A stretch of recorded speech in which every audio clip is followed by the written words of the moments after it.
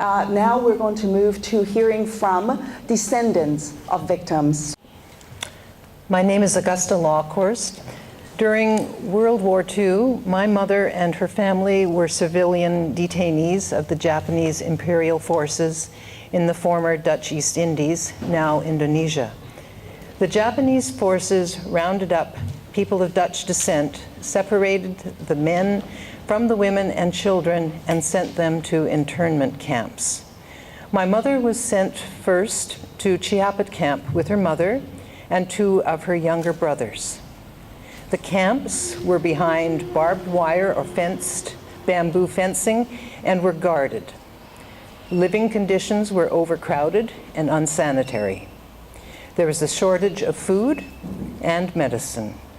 Periodic searches of body and living quarters were conducted. There was forced labor. My mother had to move heavy furniture, such as pianos, for the Japanese forces. Rules such as twice daily roll calls and bowing whenever a Japanese Imperial Guard passed were enforced. Punishment for infraction of the rules included whippings and collective punishments, where the entire camp could be forced to stand for hours in the hot tropical sun because of the act of a single person. Male children were separated from their mothers at the age of 12. My mother saw her younger brothers taken from that camp.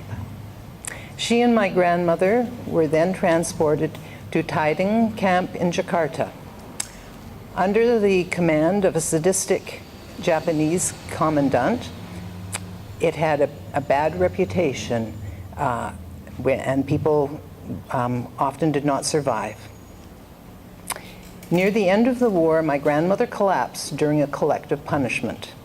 Sick, she was taken to the camp hospital, but en route, she was left out in the sun.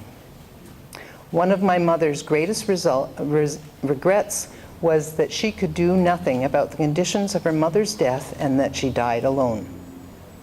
My mother herself had to be hospitalized for 1 month after the war before she was reunited with the surviving members of her family. My mother later immigrated to Canada. The after effects of her internment were chronic depression and anxiety, for which there was little support or understanding in this country. She voiced regret that she was never able to care for her family as she would have liked. At the end of her life, what was missing for her was a formal apology and recognition of the injustices my mother and her family suffered as civilian detainees.